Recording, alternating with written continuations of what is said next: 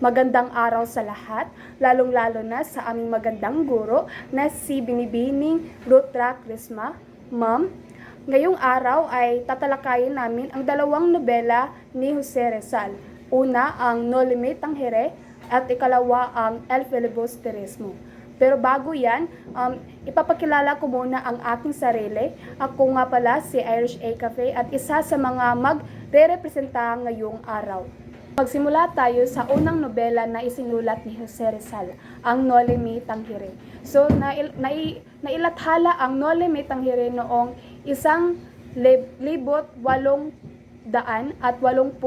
or 1887 or na-publish ang Noli Me Tangere noong 1887. So nagsimula ito sa matinding taglamig ng 1886 ay di malilimutan ni Rizal dahil una, ito ay isang masakit na bahagi ng kanyang buhay dahil siya ay gutom, may sakit at naghihirap sa malayong lungsod. So itong time na ito is si Rizal is nagkasakit at gutom siya dahil nga wala na siyang pera dahil hindi na siya pinapadalhan ng kanyang mga magulang dahil ang kanilang business sa Calamba ay hindi na gaanong kalakasan.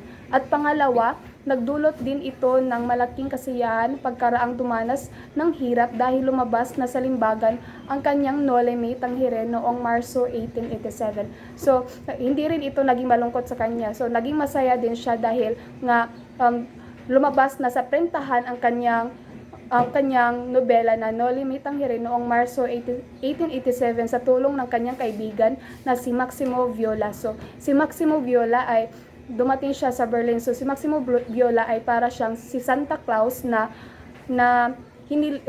binigay ang hiling ni Jose Rizal o tinulungan si Jose Rizal na mailabas ang kanyang nobela. Idea ng pagsulat ng isang nobela tungkol sa Pilipinas. So dahil sa pagbasa niya ng Uncle Tom's Cabin ni Harriet Beecher Stowe na naglalarawan sa kawa-awang kalagayan ng mga pinagmalupitang alilang negro, naisip ni Rizal na maghanda ng isang nobelang maghahayag ng mga paghihirap ng mga kababayan sa ilalim ng mga tirarong Espanyol. Noong isa pa siyang estudyante ng Universidad Central de Madrid. So dahil sa pagbasa niya ng Uncle Tom's Cabin ni Harriet Beecher Stowe, so nagkaroon siya ng idea na gumawa rin ng isang nobela na tungkol sa mga Pilipino noong Espanyol. So ang Uncle Tom's Cabin ni Harriet Beecher Stowe ay naglalaraw ito ng mga kalagayan ng Black American noong sinauna. So, mga Black American sa una, isang slave na mga White American na mga Amerikano. So, dahil nga sa kanilang kutis ay ginawa silang slave. So, parang na-relate ni Jose Rizal ang pangyayari, ang mga kalagayan ng mga Black American. So, parang mga Black American ay para mga Pilipino rin. At inaalipin ng mga Espanyol ang mga Pilipino. So sa isang pagtitipo ng mga Pilipino sa tahanan ng mga Paterno sa Madrid noong Enero 2, 1884, ipanukala ni Rizal sa isang grupo ng mga Pilipino ang pagsulat ng isang nobela. Lahat ay sang-ayon sa idea gaya ni na Pedro Maximo at Antonio Paterno, Graciano Lopez Hina, Evaristo Aguirre, Eduardo Deletti,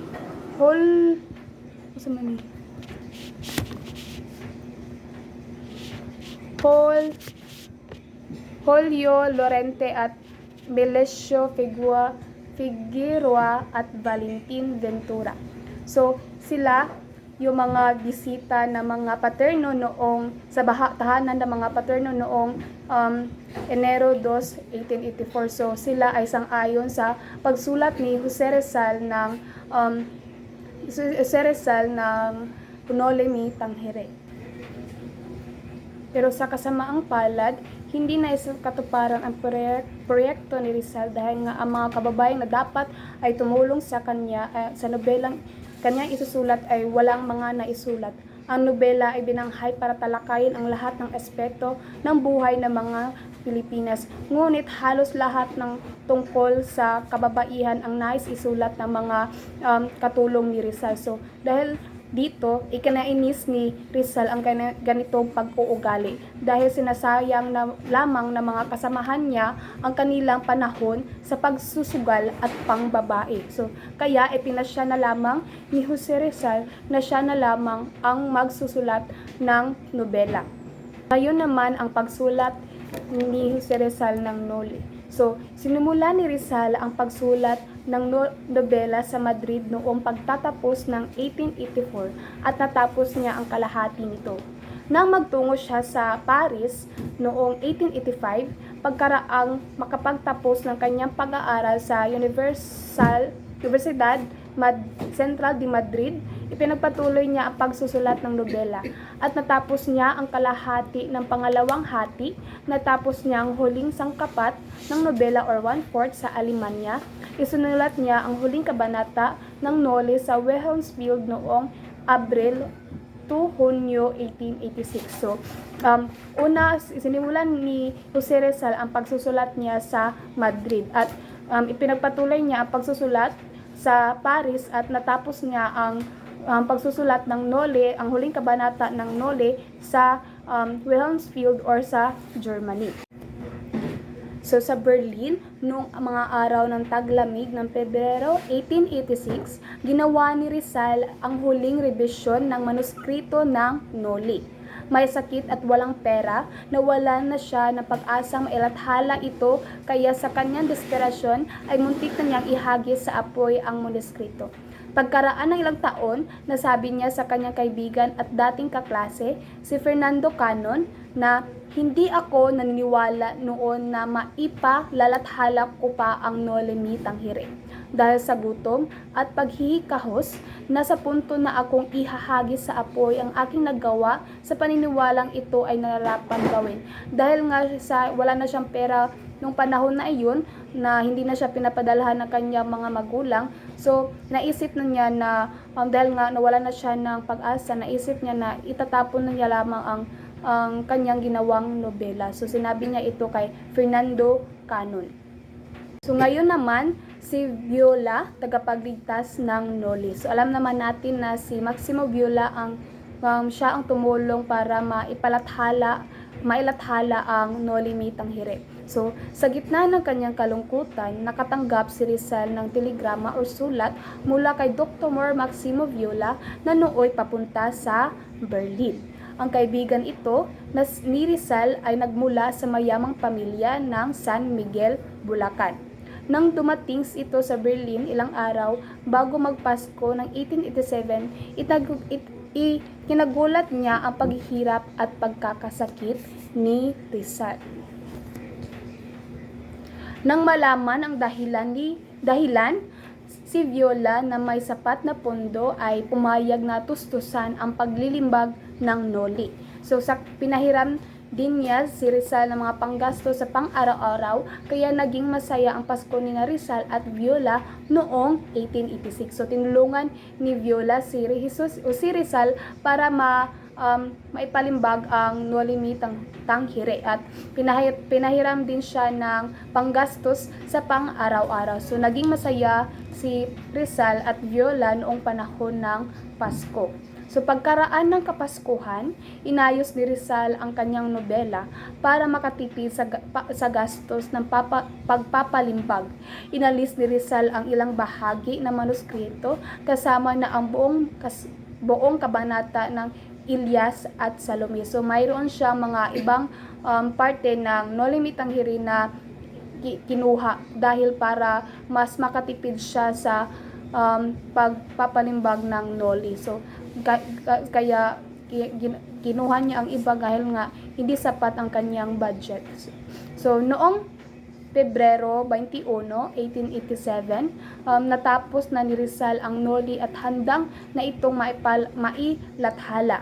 Kasama si Viola, nag-service sila ng mga limbagan para sa Noli.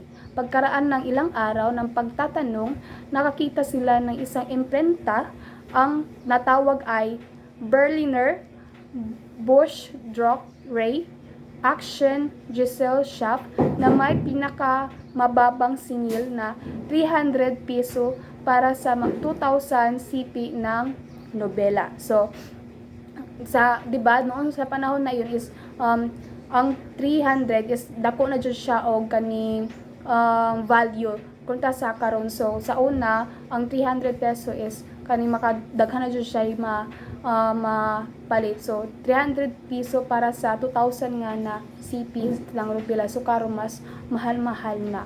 So nakita na sila ng imprentahan na para maipalibag ang no limit ang here, maipalathala.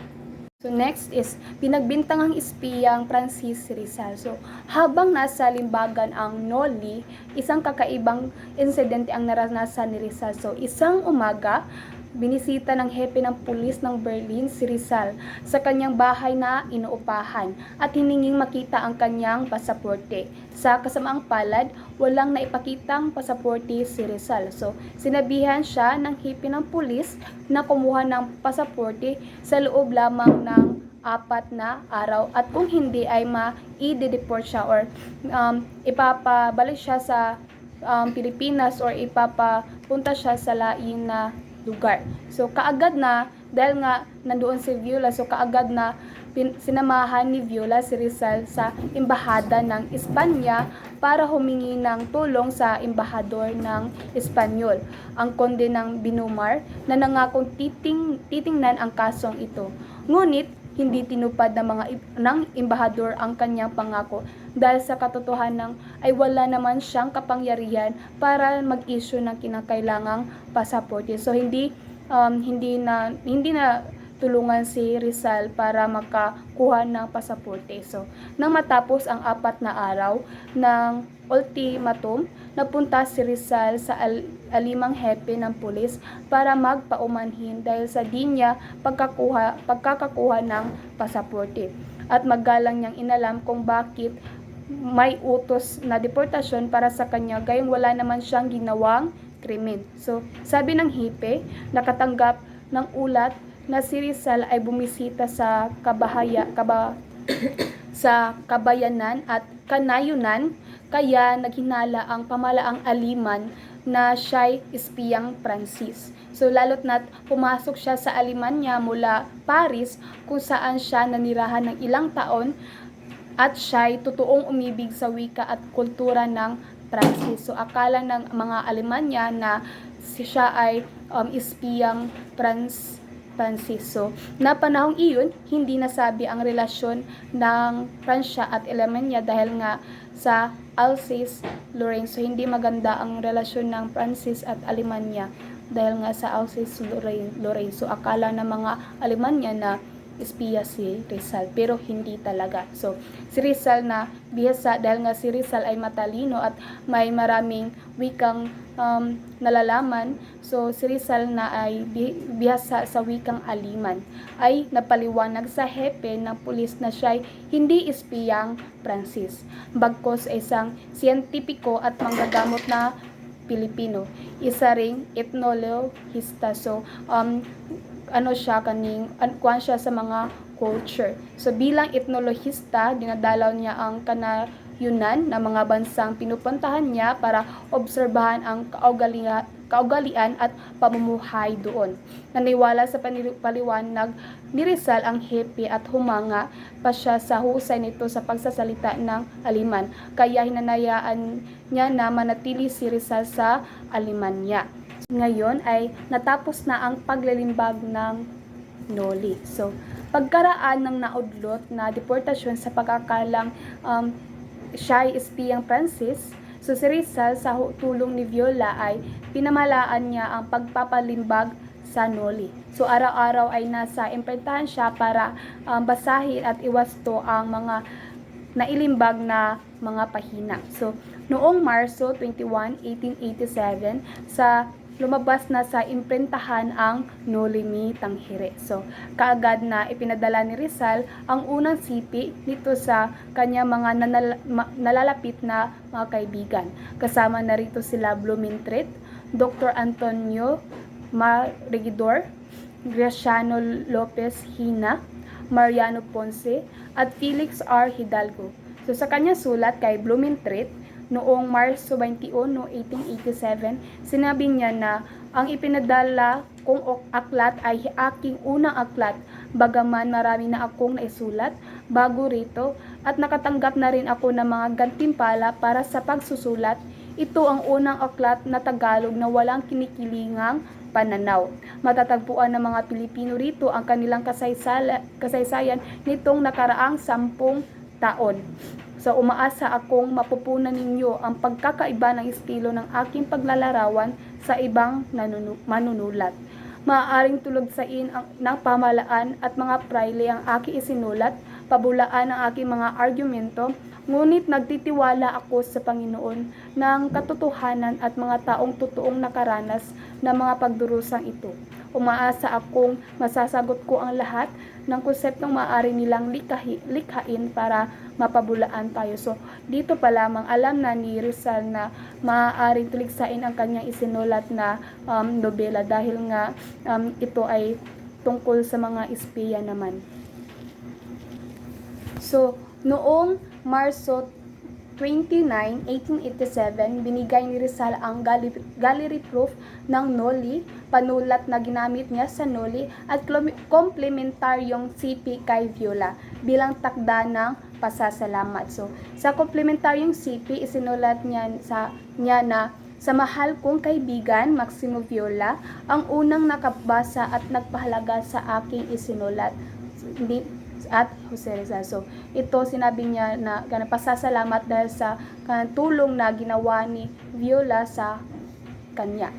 Ang pamagat ng nobela. So, ang pamagat ng Noli Me Tangere ay isang parelang Latin na ang ibig sabihin ay huwag mo akong salingin, or sa Tagalog ay huwag mo akong hawakan, or sa English ay touch me not. So, hindi ito original na ideya ni Rizal at sinabi niyang nakuha niya ito sa Biblia. So, sa sulat ni Rizal kay Felix R. Hidalgo noong Marso 5, 1887, sinabi niya na Noli Me Tangere ang salitang nagmula sa magandang balita ni San Lucas na nagsasabing huwag mo akong salingin. So, nagkamali dito si Rizal. So, ang parela ay mula kay San Juan, ang magandang balitang nagsasalaysay tungkol sa unang Pasko ng pagkabuhay nang dumalaw si Santa Maria Magdalena sa banal na sepulkro.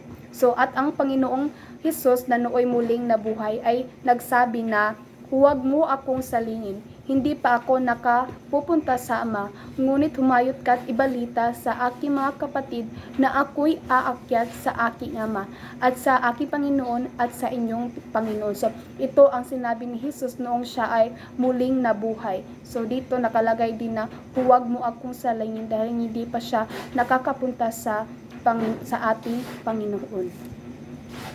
So, ngayon naman ang dedikasyon ng author. So, inahandog ni Rizal ang Noli Me Tangere sa bayang Pilipinas. So, ito ay ang pamagat na sa aking amang bayan. Ito ang kanyang dedication. So, nakatala sa kasaysayan ng pagdurusa ng sangkatauhan ng isang cancer na malala na kung kaya't saglit lang na nahipo ay maiirita ito at labis na napakasakit. Kaya ilang ulit na sa gitna ng modernong sibilisasyon, ginusto kong tawagin ka sa aking harapan. Ngayon ay samahan ako sa alaala, ngayon ay ihahambing ko sa ibang bansa, sakaling ang mahal mong imahin ay magpakita ng kanser ng lipunan tulad ng sa iba.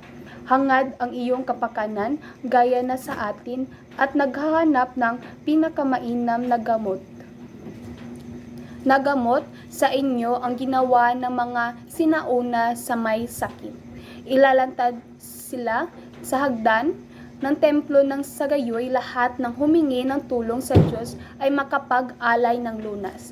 At hanggat sa wakas, magpapatuloy ako sa paglikha ng kondisyong walang diskriminasyon, itataas ko ang bahagi ng bilong nakakubli sa kasamaan, isasakripisyo ko ang lahat para sa katotohanan, kahit maging karangyaan, dahil bilang kanyang anak, batid ko'y ako rin nagdurusa sa mga kakulangan at kahinaang ito. So, ang Noli Me Tangere ni Jose Rizal ay tinawag na social cancer dahil inilantad nito ang mga malalalim na sugat ng lipunang Pilipino sa ilalim ng kolonyalismong Espanyol. Inilarawan ni Rizal ang mga katiwalian at pang-aapi na simbahan at gobyerno na unti-unting sumisira sa moralidad ng bayan.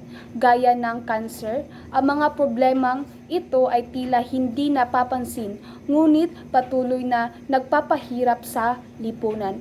Para kay Rizal, kailangan itong harapin at gamutin upang makamit ang tunay na kalayaan at pagbabago ng Pilipinas. Ngayon ay tatalakayin ko ang mga tauhan ng Noli Me Tangere. So magsimula tayo sa unang tauhan ng our main character ng Noli na si Crisostomo Ibarra. So si Crisostomo Ibarra ay nag-iisang anak ni Don Rafael Ibarra na nag-aaral sa Europa at ito din ang kasintahan ni Maria Clara. Next is si Maria Clara.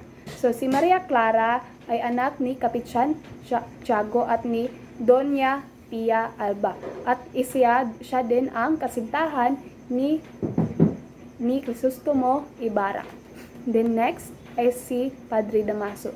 Si Padre Damaso ay ang matabang Franciscong Frailing naging kura paroko ng Santiago at siya din ang tunay na ama ni Maria Clara.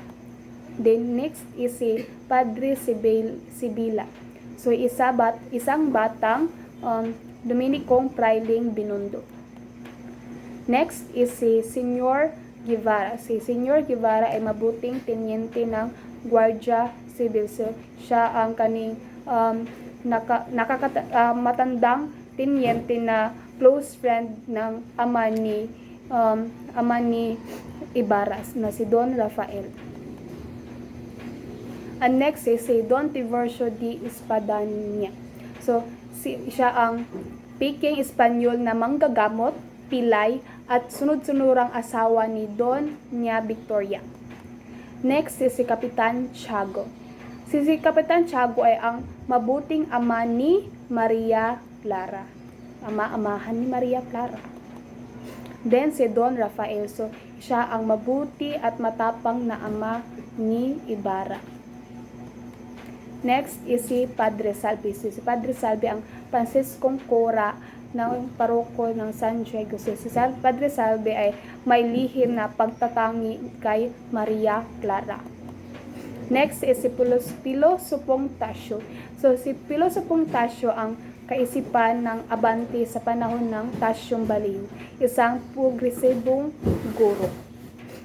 Next is si Don Felipe Lino. Isa siyang tenyenteng mayor at pinuno at pangkat na liberal ng kanilang bayan. Ito naman ay si Don Melchor, so wala siyang mukha. Siya ay kapitan ng mga gwardyang sibil. Next is si Don Basilio at Don Valentin. So mga dating gobernador Silio na iginagalang sa kanilang bayan. Next naman ay si Sisa. So si Sisa ay isa dating mayaman, ngunit naghirap dahil nakapangasawa siya ng isang sugarol. So nabaliw siya dahil nawala ang dalawang anak niya na si Crispin at si Basilio. Then ito naman ang isa sa mga anak ni Sisa, si Crispin. So nakababata niyang anak at napagbintangan na nagnakaw ng pera kaya pinarusahan hanggang sa namatay. Next naman ay si Basilio. So si Basilio ang isa sa mga anak din ni Sisa. Siya ay sakristan sa simbahan at nakatakas kaya walang nagawa habang naririnig ang palahaw ng kapatid. So siya ay nakatakas noong sila ay papatayin at paparusahan. Next naman ay si Tia Isabel. So si Tia Isabel, pinsan ni Kapitan Tiago na nag-alaga kay Maria Clara pagkaraang namatay ang ina. Ito naman ang apat na kaibigan ni Maria Clara. So si Sinang Masayahin, si Victoria Suplada, si Iday na maganda, si Neneng na maalalahanin. At ang Last ay si Elias. So si Elias ay malakas at maputing lalaki. Siya ang tagapagligtas at nagbibigay ng mga babala kay Ibarra. So ito ang mga tauhan ng Noli ni Tangere. Buod ng Noli. May 63 kabanata at epilogo. Nagsimula ito sa salusalong handog ni Kapitan Tiago kay Crisostomo Ibarra sa kanyang bahay sa Kalye Anlog noong huling araw ng Oktubre. Si Kapitan Tiago o mas kilala na Santiago de los Santos. Ang Kalye Anlog ngayon ay tinawag na itong Kalye Juan Luna. Kararating lamang ni Ibarra mula sa 7 taong pag-aaral sa Europa. Si Ibarra ay nag-iisang anak ni Don Rafael Ibarra na kaibigan ni Kapitan Tiago at kasintahan ni Maria Clara na anak ni Kapitan Tiago. Ang kabilang sa mga panauhin ay sina Padre Damaso, Padre Sibila, Senyor Guevara, Don Tiburcio D. Espadaña at ilang kadalagahan. Si Padre Damaso ay isang matabang Fransiskong prailing na naging kura paroko ng San Diego, Calamba. Si Padre Sibila ay isang Dominikong praile ng Binondo. Si Senyor Guevara ay isang mabuting tinyente ng Guardia Civil at si Don Tiburcio D. Espadaña ay isang pekeng Espanyol na manggagamot ng pilay at sunod-sunudang asawa ni Doña Victorina at ilang mga kadalagahan. Marami ang humanga kay Ibarra sa pool nang dumating siya, liban kay Padre Damaso na magaspang ang asal sa kanya. Ito ay sunod sa kaugaliang aliman. Ang aliman ay isang maunawain at mas kilala. Si Ibarra ay nagpakilala agad-agad sa mga kadalagahan. Habang naghahapunan, naisentro ang usapan sa pag-aaral at paglalakbay ni Ibarra sa ibang bansa. Si Padre Damaso ay sumama ang loob dahil napunta sa kanya ang pakpak at leeg ng tinulang manok. Pinamukha ni Padre Damaso kay Ibarra na walang kwenta ang kanyang mga nagawa. Pagkaraan ng hapunan, nagpaalam si Ibarra kay Kapitan Tiago at nagbalik sa otel. Habang naglalakad, kinausap siya ni Teniente Guevara at ikinuwento sa kanya ang malungkot na kamatayan ng kanyang ama na si Don Rafael sa San Diego. So si Don Rafael na ama ni Ibarra ay mayaman at matapang na lalaki. Ipinagtanggol niya ang isang kawawang bata mula sa kalupitan ng isang mayaman na Espanyol na kolektor ng buwis. Nang itinulak ni Don Rafael ang kolektor, di sinasadyang nabagok ito at namatay. So, si Don Rafael ay nakulong at doon siya namatay sa kulungan. Inilibing siya ng maayos, ngunit ayon sa kaaway niya, hindi ito nararapat para sa erehe. Kaya inalis ang kanyang bangkay sa sementeryo.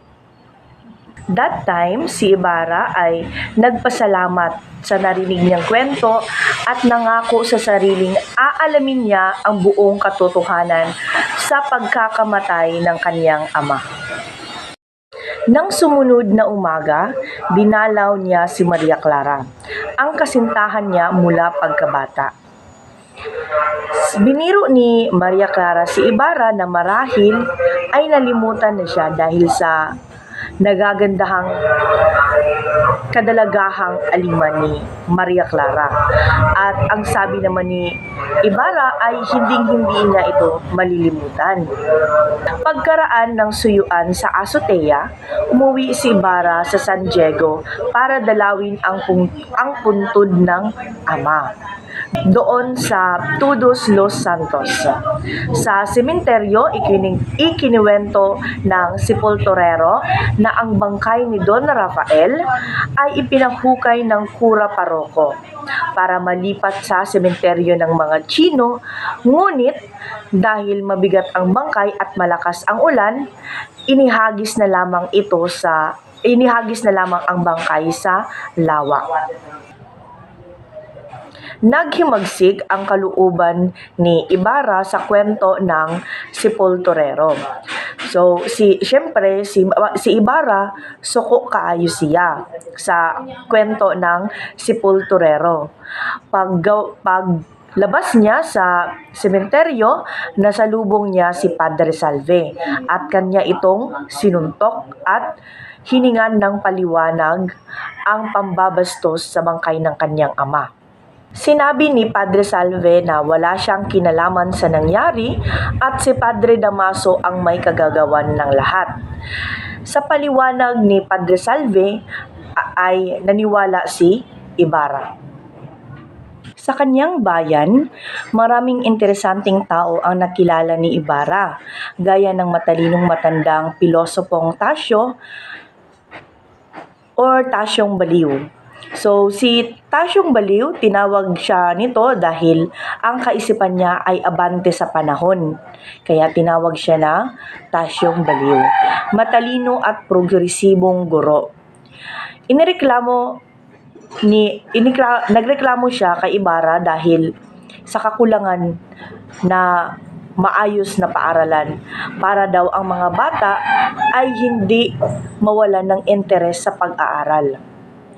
Ang walang galugod na Gobernadorcillo na sunod-sunuran sa lahat ng kagustuhan ng kura paroko ay walang iba kundi si Don Filipo Lino, ang tenyenteng mayor at pinuno ng pangkat na liberal ng kanilang bayan. Don Melchor, kapitan ng mga kwadrilyeros. Ang kwadrilyeros ay ang mga pulis ng bayan. Si Don Basilio at Don Valentin ay isang dating gobernadorcillo na iginagalang sa kanilang bayan. Isang trahedya sa nobela ang kwento ni Sisa, na dati mayaman ngunit naghirap dahil nakapangasawa ng isang sugarol. Nabaliw siya dahil nawala ang kanyang dalawang anak na lalaki, sina Basilio at Crispin.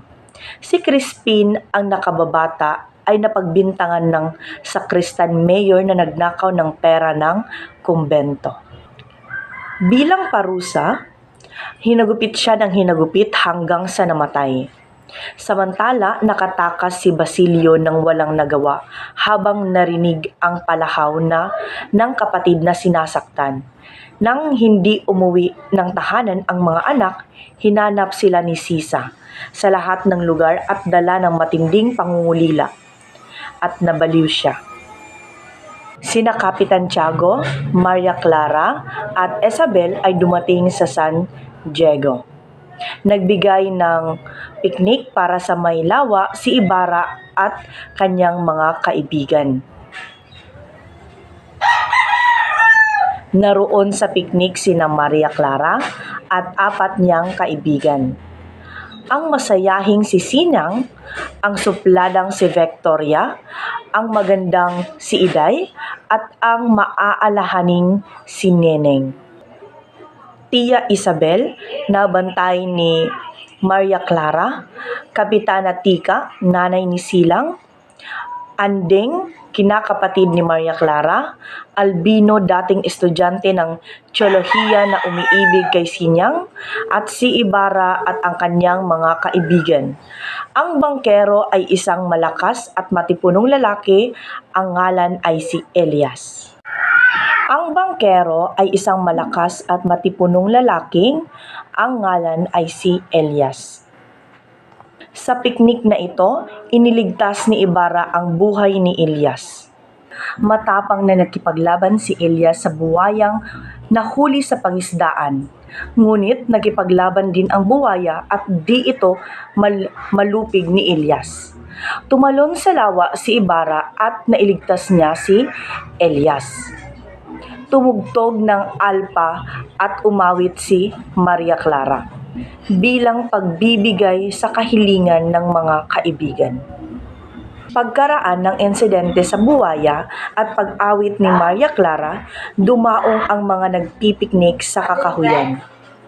Ang awit ni Maria Clara.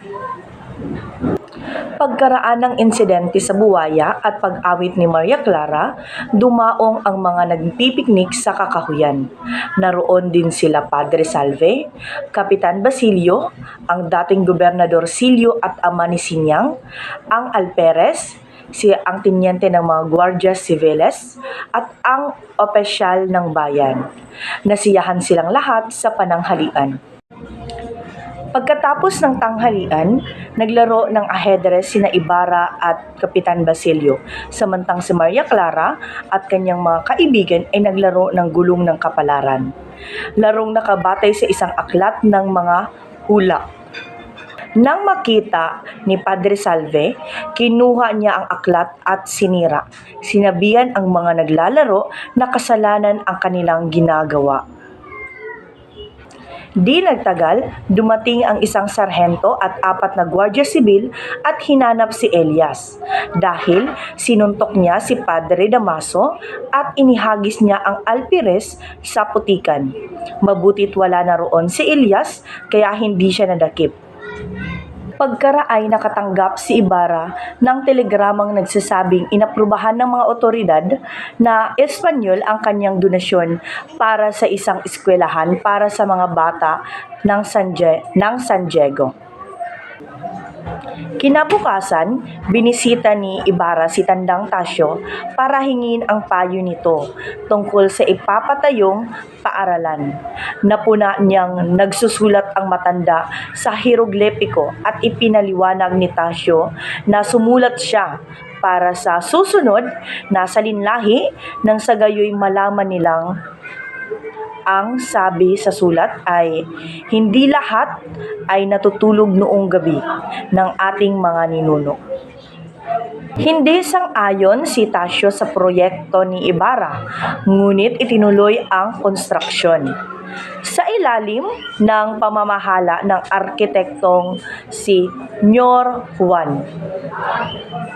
Samantala, abala ang San Diego sa paghahanda para sa pesta ng patron ng bayang si San Diego de Alcalá, Nobyembre 11. Sa bisperas ng pesta, daan-daang bisita mula sa kalapit bayan ang nagsidatingan at mayroong tawanan, musika, kwetes, handaan at muro-muro.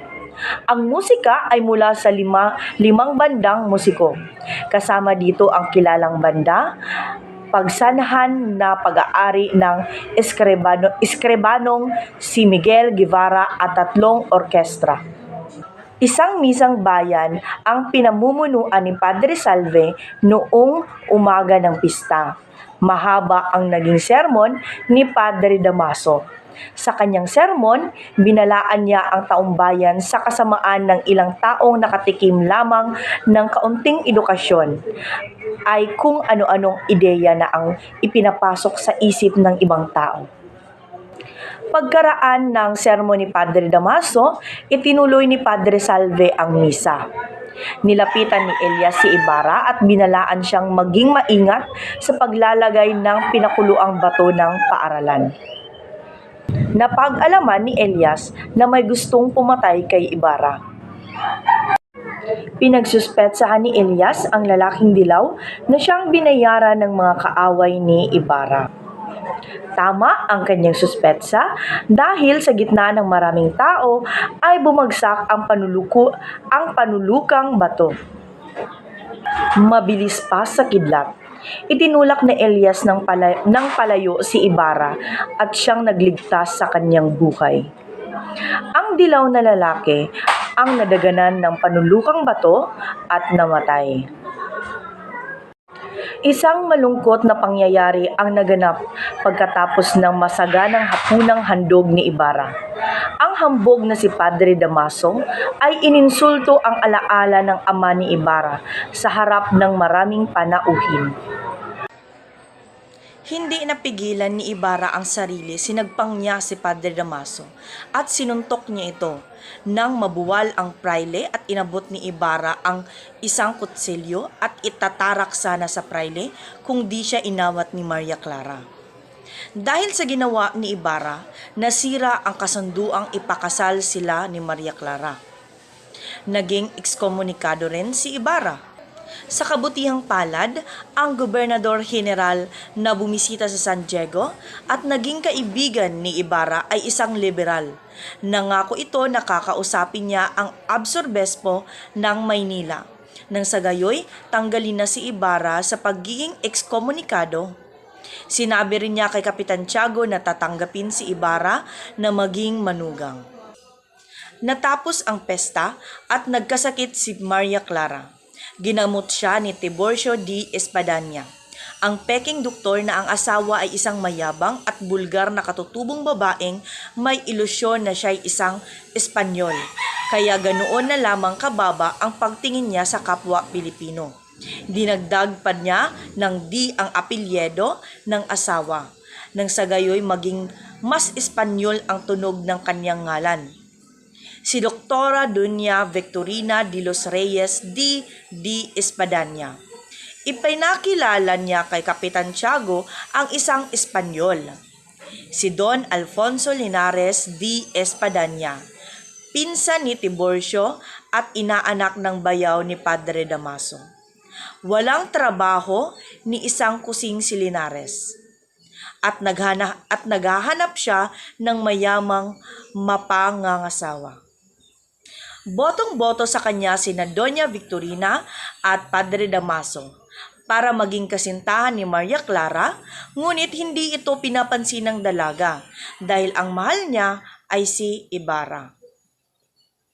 Naging katawa-tawang pangyayari sa nobela ang pag-aaway ng dalawang iskandalosang senyora, sina Doña Consolacion at Doña Victorina.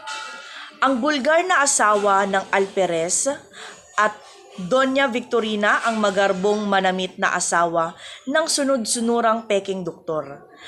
Nagbatuhan muna sila ng mapang-insultong salita bago nagkasagupaan sa kalsada.